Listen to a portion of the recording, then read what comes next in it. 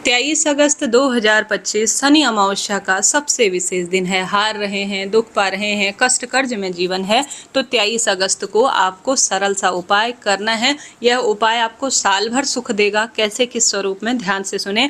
जब भी शनि अमावस्या पड़ती है तो दुर्लभ होती है, अकाल मृत्यु, दुर्घटना बार बार होती है, वाहन खराब होते हैं, दवाई खाकर दिन की शुरुआत हो रही है, संतान प्राप्ति की दिक्कत है, कष्ट कर्ज बढ़ते जा रहा है, तो यह श्रेष्ठ और अति दुर्लभ कार्य आपको करना चाहिए। शिव शनि का यह मिलन है जो कि भाग्य आपका बदल सकता है।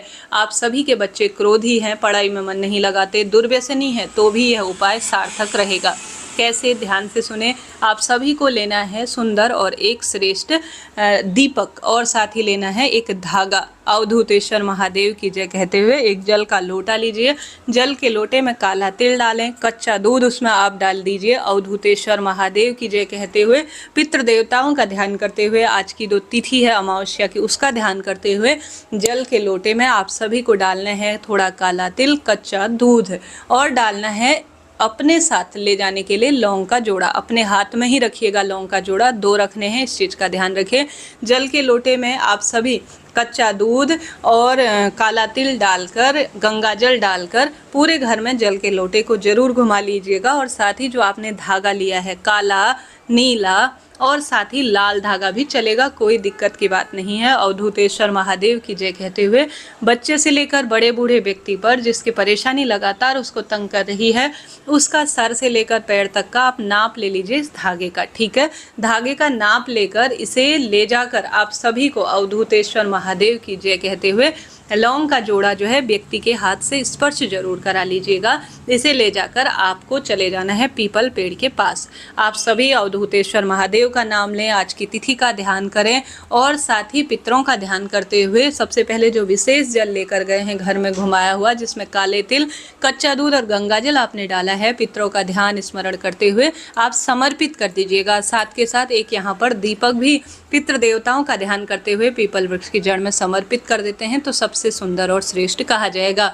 जो दूसरा दीपक आपने नाप का धागा लिया है, सर से लेकर पैर तक जो धागा लिया है, उसे आपको अच्छी तरह से बांट लेना है, अर्थात अच्छी तरह से बाती के स्वरूप में कर देना है। बाती के स्वरूप में करने के बाद, मेरे बच्चे, मेरे पति की दुख तकलीफ दूर हो, मेरी दवाइयाँ मिट जाएं, जो भी परेशानी है वह कहते हुए इस दीपक को जो आपने नाप लिया है, सरसों के तेल का ही यह दीपक जलाया जाएगा। दक्षिण दिशा की ओर इसका मुख करना है और लौंग का जोड़ा जो आपने स्पर्श किया हुआ है उसे आप सभी को, जो विशेष आपने दीपक जलाया है, देवताओं पितरों के नाम से तो अलग दीपक है, जल आपने चढ़ा लिया पीपल वृक्ष की जड़ में।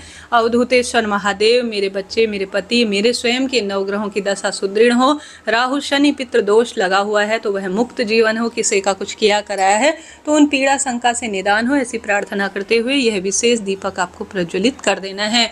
निश्चित रूप से जो दिक्कत आपके जीवन में चल रही है वह निदान के स्वरूप में होगी। सांसारिक, मानसिक, आर्थिक कष्ट आपके कट जाएंगे। बढ़ते हैं दूसरे उपाय की तरफ। जब भी शनिवार पड़ता है और खास अमावस्या होती है तो यह उपाय तो चमत्कार करता है। काशी विश्वनाथ भगवान का नाम लेकर जितना आपके पास मन हो, अपने घर पर कर सकते हैं, महादेव के मंदिर में कर सकते हैं। 1 कटोरी आप सरसों का तेल ले लीजिए। सरसों के तेल में कुछ भी मिलाने की आवश्यकता नहीं है। दोपहर में कर सकते हैं, सुबह कर सकते हैं, बहुत बढ़िया है। घर पर भी किया जा सकता है। जिस व्यक्ति की परेशानी निरंतर उसको तंग कर रही है उसके लिए तो यह उपाय चमत्कार ही है। तो शिवलिंग पर आप सभी को लेकर जाना है सरसों का तेल। शिव और शनि दोनों ही सुंदर स्वरूप में दिन के मिलन के रूप में है और शिव जी महाराज को शनिदेव गुरु मानते हैं, तो यह उपाय तो पितृ भी बाधा को दूर करने वाला होगा और सांसारिक कष्ट को तो मिटाएगा ही। आप सभी को शिवलिंग पर चढ़ाना है सरसों का तेल।